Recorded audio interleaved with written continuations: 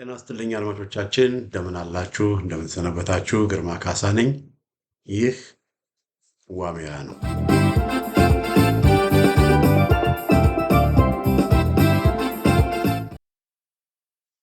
በዛሬው የዋሜራ መርሃ ግብራችን የብልጽግናው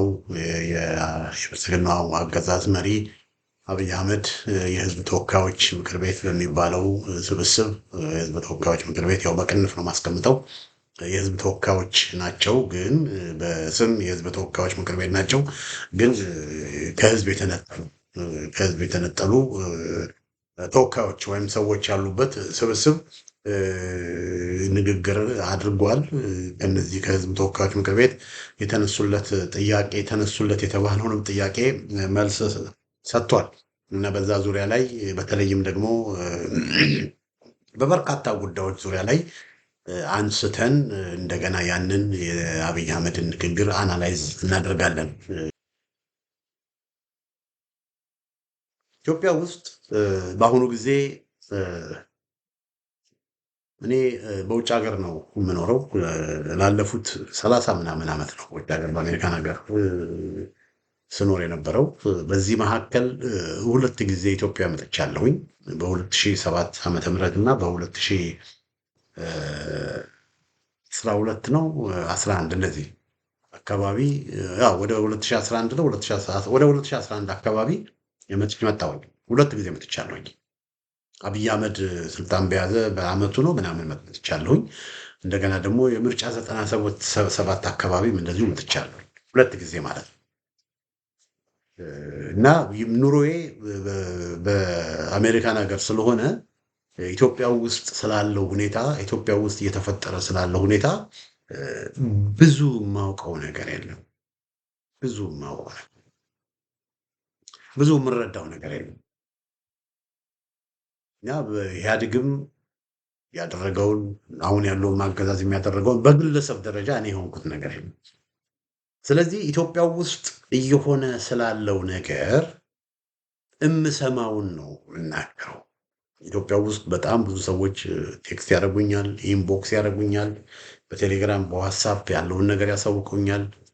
እና ኢትዮጵያ ውስጥ ያለው ችግር ኢትዮጵያ ውስጥ ያለው መከራ እጅግ በጣም የከፋ እንደሆነ ነው የምሰማው። ከምሰማው ነገር እጅግ በጣም የከፋ ነው። አብይ አህመድ በፓርላማው ባደረገው ንግግር የእሱን ንግግር ለሰማ ሰው በቃ ኢትዮጵያ እሱ የሚናገረው ነገርና ከብዙ ኢትዮጵያውያን ኢቭን ከአዲስ አበባ ከክፍለ ሀገርም የምሰማው ነገር በጣም ተቃረነብኝ። አብይ አህመድ ምንድን ነው የሚለው? በኢትዮጵያ ውስጥ ሁሉ ነገር ሰላም ነው፣ ሁሉ ነገር ተስተካክሏል፣ ሁሉ ነገር ጥሩ ነው ብሎ ነው የሚያምነው። ሁሉ ነገር ጥሩ ነው፣ ሁሉ ነገር ተስተካክሏል፣ ሁሉ ነገር ሰላም ነው ብሎ ነው የሚያምነው። እስቲ አንድ ክሊፕ ላሳያችሁ። ይሄ የሚጨበጥ የሚዳሰስ የሚታይ እድገት ነው። እንደ ከዚህ ቀደሙ ያለ የቁጥር እድገት አይደለም። የኢትዮጵያ የአሁን እድገት ጥሩ አፍንጫ ያለው ሰው በሽታ ያውቀዋል። ከተማ ውስጥ ሲንቀሳቀስ በሽታ እድገቱን ያውቀዋል። ጥሩ አይን ያለው ሰው በማየት ብቻ የኢትዮጵያን እድገት ሊገነዘብ ይችላል። ጥሩ ጆሮ ያለውም ሰው በመስማት በማድመጥ አናላይዝ ማድረግ ሊያየው ይችላል። የኢትዮጵያ እድገት ለመላ አፍሪካ ምሳሌ ተደርጎ የሚወሰድ ነው። ይሄ ምንም የሚያጠራጥር ጉዳይ ስላልሆነ ወይ አይናችሁን ወይ ጆሮአችሁን ወይ አፍንጫችሁን መጠቀም ብቻ ይታያል ማለት ነው።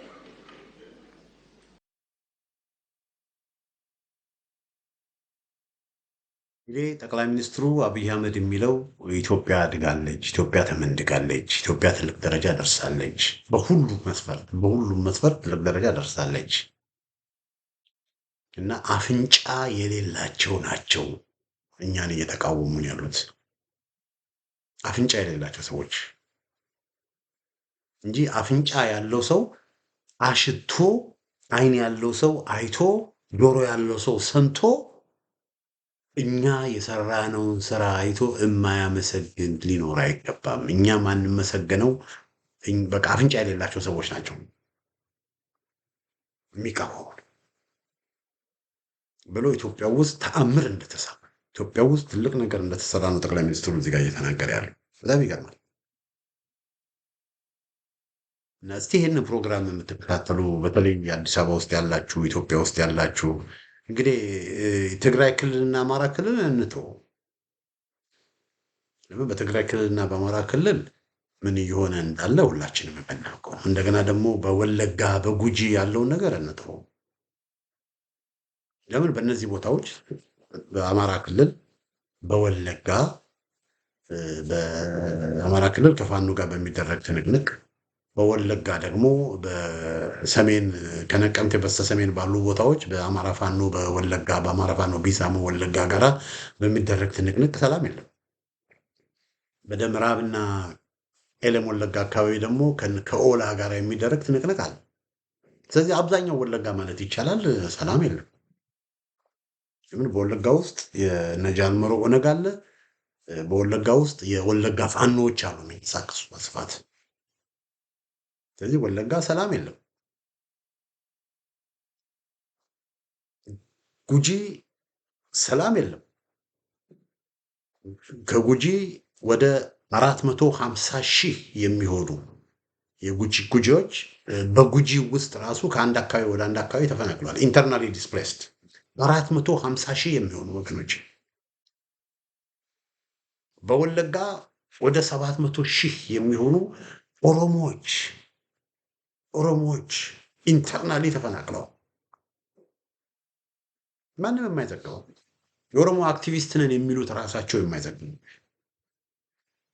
እንደገና በኦሮሞ ከወለጋ ኦልሞስት ከአንድ በቃ ምን አለፋችሁ በቃ ወደ በመቶ ሺዎች የሚቆጠሩ አማራ ተብለው ተገለዋል፣ ተጨፍጭፈዋል።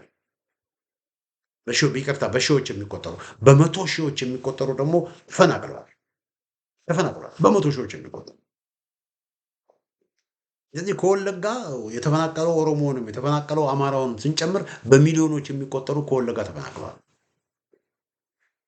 450,000 የሚሆኑ ጉጂዎች ከኢንተርናሊ ተፈናቅለዋል። ይህ እንግዲህ ወለጋና ጉጂ ያለውን ነገር ተፈናቅላችሁ እና እነዚህን አካባቢዎች እንተዋቸው። መቼም እንደዚህ አይነት ችግር ጦርነት ያለበት አካባቢ ልማት አለ ብሎ ማለት ትንሽ ያስቸግራል።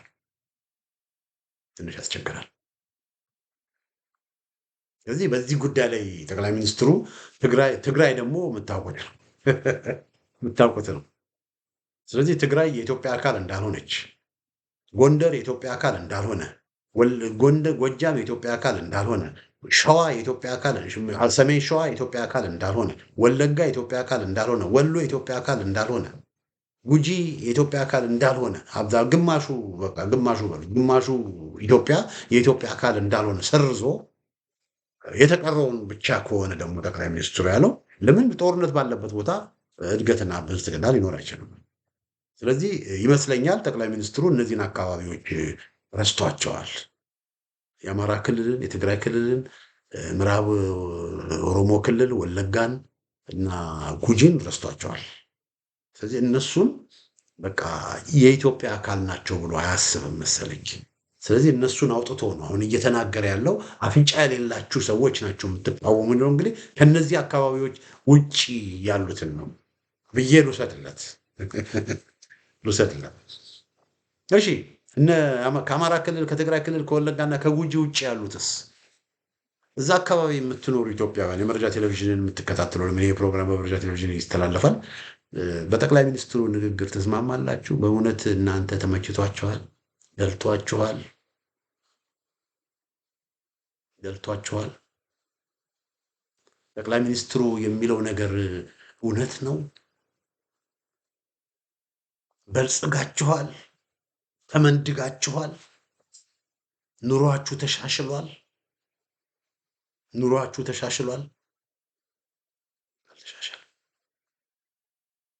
አልተሻሻለም። ይሄን ላሳያችሁ። ይሄ ሪፖርተር ላይ የወጣ ነው።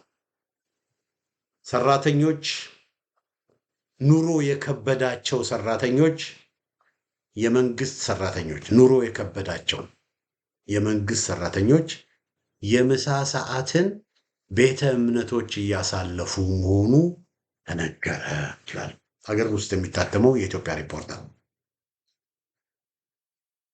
እና ይሄን ደግሞ የተናገሩት ጠቅላይ ሚኒስትር አብይ አህመድ የሲቪል ሰርቪስ ኮሚሽነር የሆኑት ዶክተር መኩሪያ ኃይሌ ናቸው የተናገሩት። የሲቪል ሰርቪስ ኮሚሽነር ዶክተር መኩሪያ ኃይሌ ናቸው የተናገሩት። መንግስት የሚከፍላቸው ወራዊ ደሞዝ አልበቃ ያላቸው የመንግስት ሰራተኞች የምሳ ሰዓታቸውን ወደ ቤተ እምነቶች በመሄድ እንዲሁም ቤት ተከራይተው መኖር የማይችሉት ደግሞ ቢሮ ውስጥ ተደብቀው እንደሚያድሩ ተገለጸ ይላል። እንግዲህ ይሄ አዲስ አበባ ውስጥ ያለው ሪያሊቲ ነው። አዲስ አበባ ውስጥ ያለው እውነታ ነው። ይሄ አዲስ አበባ ውስጥ ያለው እውነታ ነው። እንግዲህ ነግራችኋለሁ። ትግራይን ተውት፣ ጎንደርን ተውት፣ ጎጃምን ተውት፣ ወሎን ተውት፣ ሰሜን ሸዋን ተውት፣ ወለጋን ተውት፣ ጅማን ምንድነው ጉጂን ተውት ብያችኋለሁ። አዲስ አበባ ከተማ ውስጥ እና አብይ አህመድ ያሉበት አዲስ አበባ ከተማ ውስጥ የኮሪዶር ልማት አለ የተባለበት አዲስ አበባ ከተማ ውስጥ የተለያዩ መናፈሻዎች ተገነቡ የተባሉት አዲስ አበባ ከተማ ውስጥ መዝናኛዎች በብዛት ነፍ ናቸው ተብሎ በሚነገርለት አዲስ አበባ ከተማ ውስጥ ፎቁና ሰገነቱን ስናይ እንደ ዱባይ እያሸበረቀች ባለች አዲስ አበባ ከተማ ውስጥ የመንግስት ሰራተኞች ምሳ ሰዓት ላይ የሚበሉት ስለሌለ ቤት ውስጥ እዛው ኦፊስ ውስጥ ከተቀመጡ ተቸገሩ ይባላሉ። አትሊስት ለዲግኒቲያቸው ስለው በቃ ሱፋቸውን ለብሰው ዘንጠው ጸሎት ቤት ሄደው ጸልዮ ይመጣሉ።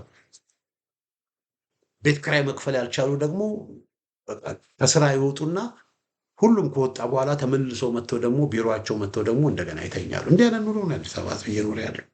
ይሄ እንግዲህ ይሄ የዶላር ምንዛሪው ወደ 100 ምናምን ከመውጣቱ በፊት ነው። አሁን ደግሞ ብሷል። እኔ ከምሰማው ከሚደርሱኝ መረጃዎች በሙሉ ብሷል። ጠቅላይ ሚኒስትሩ እኛ ኢትዮጵያን እያበለጸግን ነው፣ የህዝቡን ኑሮ እያሻሻልን ነው ብሎ በሚናገርበት ጊዜ የት ሆኖ ነው ይህንን ለመሆኑ የሚናገረው? ኢትዮጵያ ውስጥ ነው ወይ ያለው? አዲስ አበባ ከተማ ውስጥ ነው ወይ ያለው ብለን እንድንጠይቅ ነው እያደረገን ያለው። የሰውየውን ጤንነት ራሱ እንድንጠይቅ ነው እያደረገን ያለው። ሰው የሚበላው አጥቶ፣ ሰው እየራበው፣ ሰው ችግር ላይ ወድቆ እንዴት ነው ሀገር ሰላም ናት ብሎ ኢትዮጵያ አደገች ብሎ ኢትዮጵያውያን ተመችቷቸዋል ብሎ ደፍሮ የሚናገረው? እና ይሄ እንግዲህ ኑሮ የከበዳቸው ሰዎች የመንግስት ሰራተኞችን ነው እያወራ ነው። እና ጠቅላይ ሚኒስትሩ ምን ያህል ከህዝብ ጋር ዲስኮኔክትድ እንደሆነ ነው የምናየው። የብልጽግና አገዛዝ ምን ያህል ከህዝብ ጋር ዲስኮኔክትድ ነው። አንዱ ችግር ምንድን ነው ወገኖቼ? አንዱ ትልቁ ችግር ምንድን ነው? ጠቅላይ ሚኒስትሩ ጋር ያለው አንዱ ትልቁ ችግር ምንድን ነው? እና ደግሞ የእሱ ስርዓት ጋር ያለው ትልቁ ችግር ምንድን ነው? ለሰብአዊነት ያላቸው ቦታ መዛባት። ለሰብአዊነት ያላቸው ቦታ ምን የሆነ ነው? የተዛባ ነው።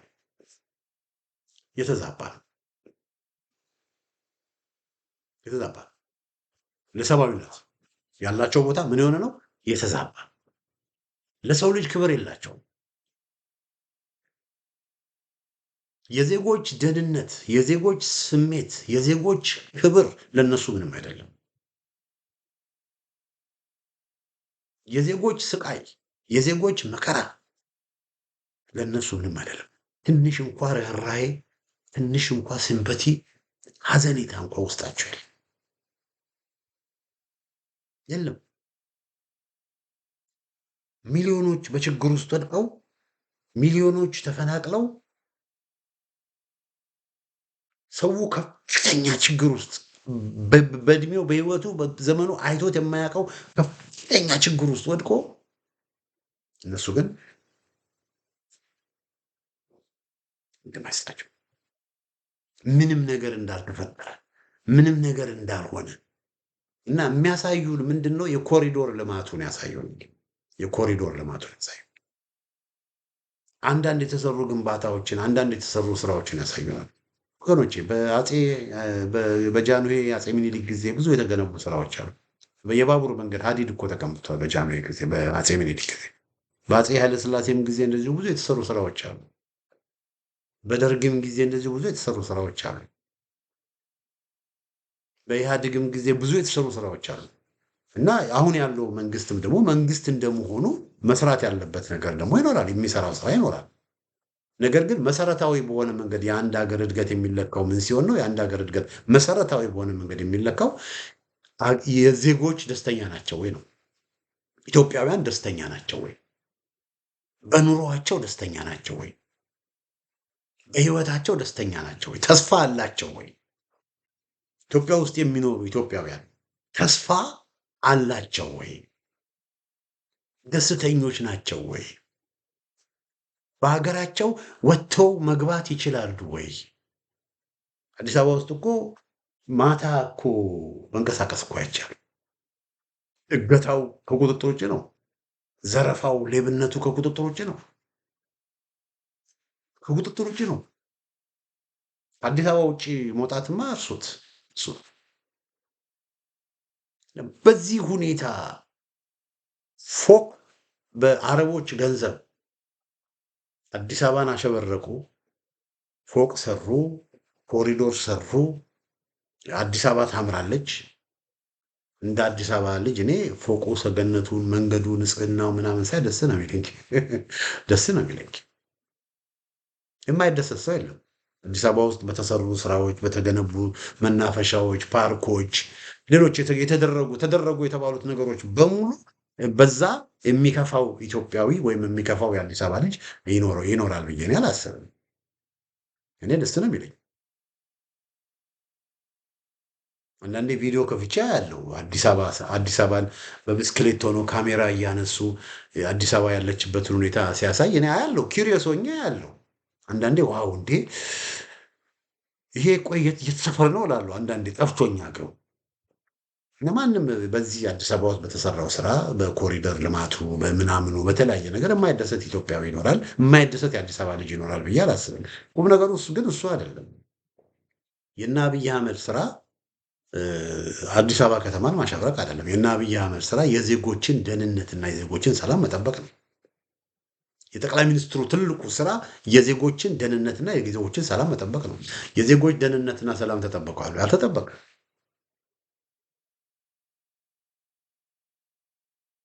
የትግራይ ክልል ችግር ውስጥ ሆነው የጎንደር፣ የጎጃም፣ የወሎ፣ የሸዋ፣ የወለጋ፣ የአርሲ 6-7 ክፍለ ሀገራት በጦርነት ውስጥ ታምሰው ሀገር ችግር ውስጥ ወድቃ የኑሮ ውድነቱ ከጣራ ላይ መድረስ አይደለም፣ ከጣራ አልፎ ጣራውን በስቶ ወደ ላይ በወጣበት ሁኔታ እንዴት ተደርጎ ነው ኑሮን በዚህ መልኩ ጠቅላይ ሚኒስትሩ እኛ የሰራነውን ስራ እኛ ብልጽግናችንን አፍንጫ የሌለው ሰው ብቻ ነው የማይረዳው ብሎ በዚህ መልኩ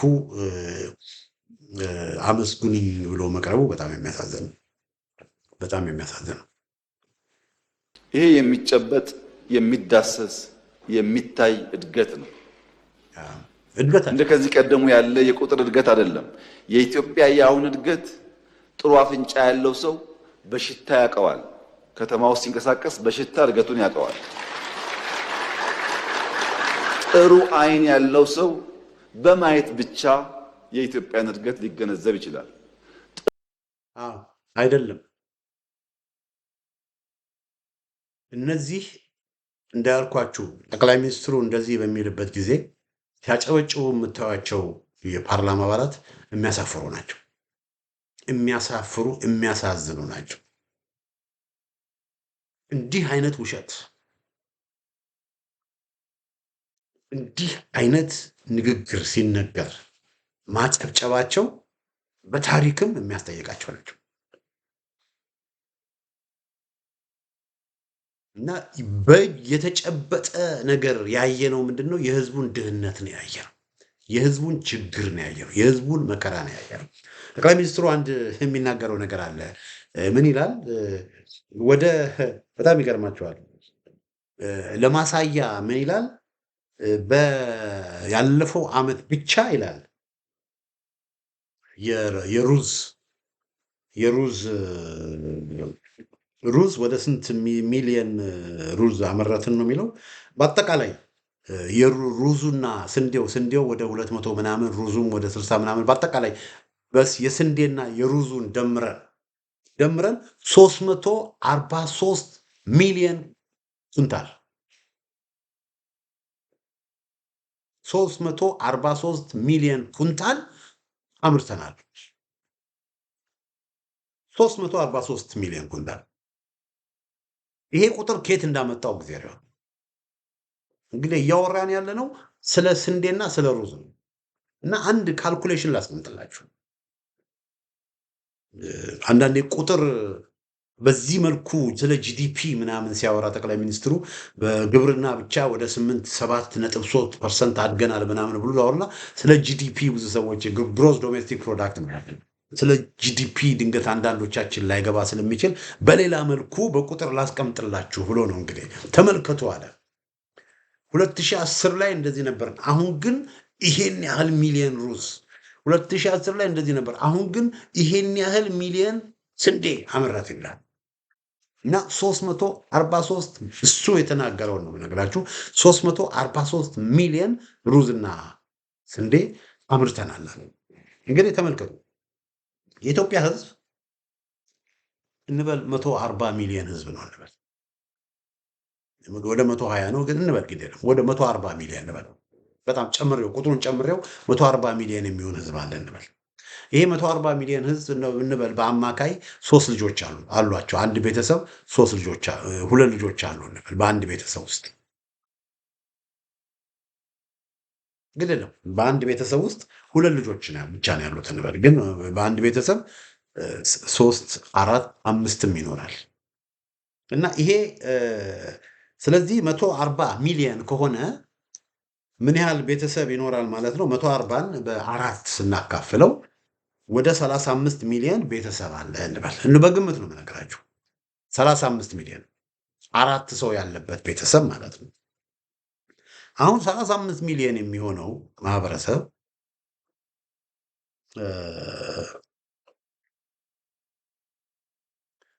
12 ወራት ነው ያሉት። በ12 ስናባዛው 374 ሚሊዮን ይሆናል።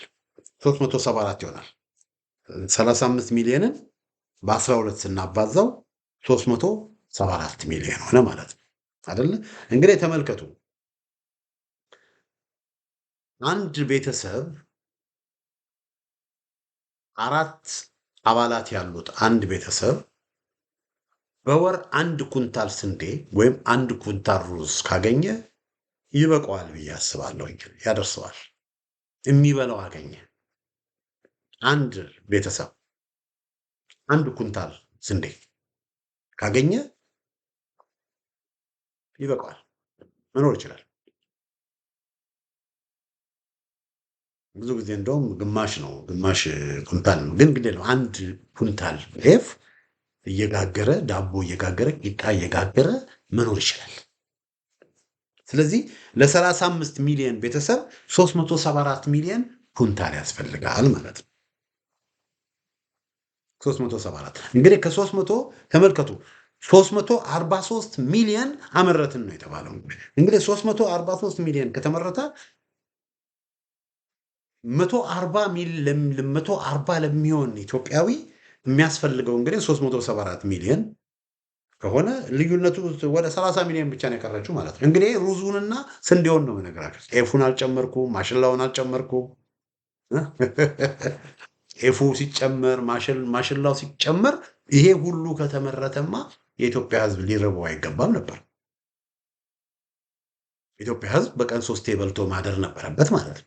እንደው ስጋው ኦማው ምናምኑ እንኳን ባይኖር እንደው ቢያንስ ዳቦ አፉ ላይ ማድረግ ይችል ነበር ማለት ነው። ይሄን ያህል ከተመረተ አያችሁ። አንደኛ ይሄን ያህል ስለመመረቱ እርግጠኛ አይደለሁም። ምንም ማን ነው ያጠራው? ጠቅላይ ሚኒስትሩ በመዋሸት የሚታወቅ ነው። ውሸትን በመናገር የሚታወቅ ነው። ነገሮችን በማጋነን የሚታወቅ ነው። ስለዚህ እሱ ስለተናገረ በእውነት 343 ሚሊዮን ኩንታል እህል ተገኘ ብሎ መናገር አይቻልም። አንደኛ ደረጃ። ሁለተኛ እንደዛም ደግሞ ከተገኘ የተባለው እውነትም ደግሞ ከሆነ የኢትዮጵያ ሕዝብ ሊራብ አይገባውም ነበር። በቀን 3 መብላት ነበረበት የኢትዮጵያ ሕዝብ። በቀን 3 መብላት ነበረበት። ያ እየሆነ አይደለም። እንግዲህ ሂሳቡን ነው ነገራችሁ። 140 ሚሊዮን ሕዝብ ካለ አንድ ቤተሰብ 4 ሰዎች ካሉበት 35 ሚሊዮን ቤተሰብ ማለት 35 ሚሊዮን ቤተሰብ አንዳንድ ኩንታል እንዲደርሰው ቢደረግ 374 ሚሊዮን። ስለዚህ ከ374 ስልዴውና ሩዙ 343 ብንወስድ ወደ 30 ሚሊዮን ኩንታል ይቀራል ማለት ነው። 30 ሚሊዮን ኩንታል ጤፉን ብንወስድ ጤፉን ስናስገባ ማሽላውን ስናስገባ እንደገና ደግሞ ውሃ ያለበት አካባቢ ደግሞ አሳ እያጠመዱ የሚበሉትን ስንከት ይህ ሁሉ ሙዙን፣ ፓያውን፣ ፍራፍሬ የሚመገቡትንም ደግሞ ስንከት እነዚህ ነገሮች ሁሉ ስንከት አያችሁ የኢትዮጵያ ሕዝብ ሙሉ ለሙሉ በልቶ ያደር ነበር። ግን አሁን ኢትዮጵያ ውስጥ ግን እየሆነ ያለው ምንድን ነው? የሚበሉት አዲስ አበባ ከተማ ውስጥ ዜጎች የሚበሉት አጥተው የት ነው የሚውሉት? ውጭ። እውነታው ይሄ ነው። መንግስት የሚከፍላቸው ወራዊ ደሞዝ አልበቃ ብሏቸው የመንግስት ሰራተኞች የምሳ ሰዓታቸውን ወደ ቤት እምነት በመሄድ እንዲሁም ቤት ተከራይተው መኖር የማይችሉት ደግሞ ቢሮ ውስጥ ተደብቀው እንደሚያድሩ ተገለጸ ይላል። ለምን? የሚበሉት የላቸውም። እውነታው ይሄ ነው።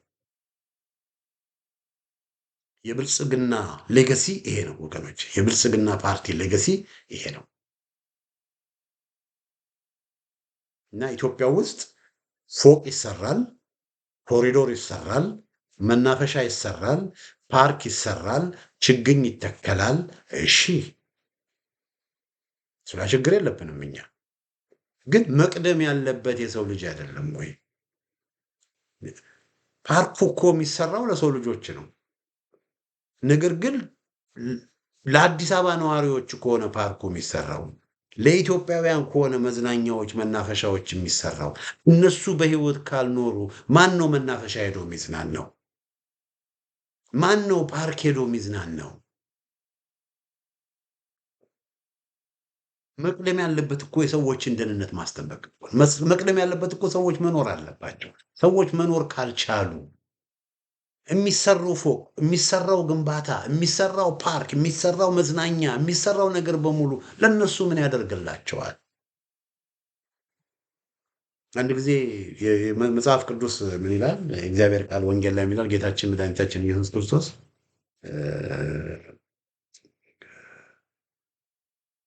አንድ ሰው ርቦት ቤታችሁ ቢመጣ ተቀበለ ነው እና ቁጭ በል፣ ጋቢ ልበስ እና እሳት ሙቅ ብንለው ምንድን ነው የሚያደርግለት? ሶፋ ላይ ምርጥ ሶፋ ላይ ብታስቀምጡት፣ እግሩን ብታጥቡት፣ ምርጥ ሶፋ ላይ ብታስቀምጡት፣ ቴሌቪዥን ብትከፍቱለት፣ ጋቢ ብታለብሱት፣ በጥሩ ቃላት ብታሞግሱት ምንድን ነው የሚያደርግለት? ምንድን ነው የሚሰራለት? ሰውየው ርቦት፣ ሰውየው የሚፈልገው ዳቦ ነው። ሰውየው የሚፈልገው ውሃ ነው። አፉ ላይ ጠብታ ውሃ ጠብ እንድትል ነው የሚፈልገው። ጠምቶታል፣ ርቦታል። ምን ዋጋ አለው ሰውየውን ቤት ሙቅ ብትሉት፣ ቆንጆ አልጋ ላይ ደግሞ አንጥፋችሁለት በቃ እዚህ ላይ ረፍና ተኛ ብትሉት ምን ዋጋ አለው? ሰውየው የሚፈልገው ዳቦ ነው፣ ርቦታል። የነ አብይ አህመድም የብልጽግናዎች ሁኔታ ነው ልጅ ጋቢ መልበስ ማን ይጠላል? ጥሩ አልጋ ላይ መተኛት ማን ይጠላል? ሶፋ ላይ መቀመጥ፣ ቴሌቪዥን አይቶ መዝናናት ማን ይጠላል? ማንም አይጠላም። ነገር ግን ለሁሉ ነገር መቅደም ያለበት ነገር አለ። ሰው እየራበው፣ ሰው እየተቸገረ፣ ሰው ቤት ኪራይ መክፈል አቅቶት ኦፊስ ውስጥ እየተኛ መሰረታዊ የሆኑ ነገሮች ሳይሟሉ የቅንጦች ነገሮች ቢበዙለት ምን ዋጋ አለው? የእነ አብይ አህመድ ችግር ይሄ ነው። እነ አብይ አህመድ እየሳቱ ያሉት ነገር ቢኖር ለህዝብ መነጠላቸውን የሚያሳየው ነገር ቢኖር ይሄ ነው። የህዝብን መሰረታዊ ነገሮችን ማሟላት አልቻሉም። ፌል አድርገዋል። ቤዚክ የሆኑ መሰረታዊ የሆኑ ነገሮችን ማቅረብ አልቻሉም። 343 ኩንታል አመረተን አሉ። ያ ያመረቱት ኩንታል ይሸጡታል። አንደኛ ያን ያህል አመረቱ ብዬ እኔ አላምንም እንበል። የተወሰነ ደግሞ ያመረቱትንም ደግሞ ባሌ፣ አርሲ ምናምን ያመረቱትን ደግሞ ምንድን ነው የሚያደርጉት? ይሸጡታል። ወደ ውጭ ሀገር ይልኩና የውጭ ምንዛሬ ያገኙበታል። ከዛ ከውጭ ምንዛሬ ምንድን ነው የሚያደርጉት? ድሮን ይገዙበታል፣ መሳሪያ ይገዙበታል። ስንዴውን ይሸጡና ኮሪዶር ይሰሩበታል። ስንዴውን ይሸጡና የጫካ ቤተ መንግስት ይሰሩበታል። ህዝብ እየራበው ለህዝብ መድረስ ያለበት ምግብ፣ ለህዝብ መድረስ ያለበት ስንዴ፣ ለህዝብ መድረስ ያለበት ሩዝ እነሱ እንዳሉ 343 ሚሊዮን አይደል ያሉት። ይሄ 343 ሚሊዮን ትክክለኛ በሆነ መንገድ ወደ ህዝብ ቢደርስ ህዝብ አይራብ።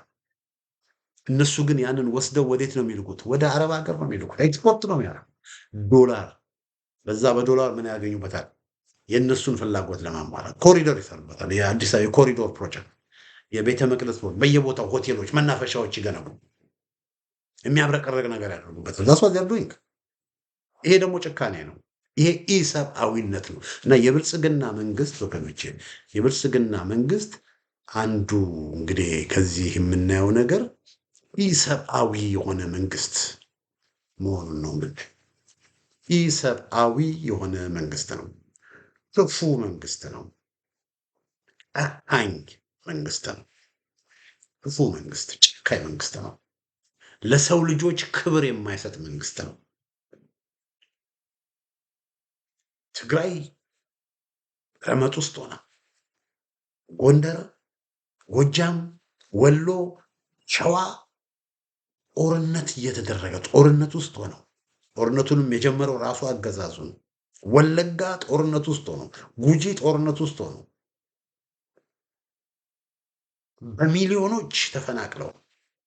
በሚሊዮኖች ተፈናቅለው ከ10 ምናምን ሚሊዮን በላይ ህዝብ የውጭ እርዳታ እየጠበቀ በልመና የውጭ እርዳታ እየተቀበለ ባለበት ሁኔታ የአዲስ አበባ ነዋሪዎች እየተሰቃዩ አንገታቸውን ደፍተው ክብራቸው ተዋርዶ ዲግኒቲያቸው ተዋርዶ እየተሰቃዩ እያለቀሱበት ባለበት ሁኔታ ጠቅላይ ሚኒስትሩ ነኝ የሚለው አብይ አህመድ በአደባባይ ወጥቶ ሰላም ኢትዮጵያውያን እየበለጸጉ ነው፣ ብዙ ነገር እያደረግን ነው፣ ብዙ ነገር እየሰራን ነው ብሎ ማውለቱ ሰውየው ከህዝብ ዲስከኔክተድ መሆኑን የሚያሳይ ነው። አንደኛ ከህዝብ የተነጠለ ሰውየው የእሱ ድርጅት ከህዝብ የተነጠለ ድርጅት መሆኑን የሚያሳይ ነው። ሁለተኛ የእሱና የእሱ ድርጅት ለህዝብ ትልቅ ንቀት እንዳላቸው የሚያሳይ ነው። ሶስተኛ ደግሞ እሱም ሆነ የእሱ ድርጅት ለሰብአዊነት ቦታ እንደሌላቸው የሚያሳይ ነው። ሰው ቢሞት፣ ሰው ቢራብ፣ ሰው ቢጎሳቆል፣ ሰው ቢቆዝም፣ ሰው አንገቱን ቢደፋ፣ ሰው ቢዋረድ፣ ሰው ቢወድቅ ግድ የማይሰጣቸው ክፉዎች ዳኞች መሆናቸውን የሚያሳየው 343 ሚሊዮን ምግብ እህል አመረትን ይላሉ። ያ ሁሉ እህል ተመርቶ አገር ህዝብን ሙሉ ለሙሉ ኢትዮጵያውያን ሙሉ ለሙሉ የሚቀልብ ኩንታል 343 ሚሊዮን ስንዴና ሩዝ ተመረትን ብለው ግን አሁንም የኢትዮጵያ ህዝብ በሚሊዮኖች እየተራበ እውነታው ነው ወገኖች። እና ለዚህ ነው እነዚህ ሰዎች አደብ እንዲገዙ መደረግ አለበት። እነዚህ ሰዎች ከስልጣናቸው መወገድ አለባቸው የምንለው ለዚህ ነው። ለምን የሰው ልጆችን መምራት ያለበት ለሰው ልጆች ክብር ያለው ሰው ነው። ለሰው ልጆች ክብር የሌለው ሰው የሰው ልጆችን መምራት የለበትም።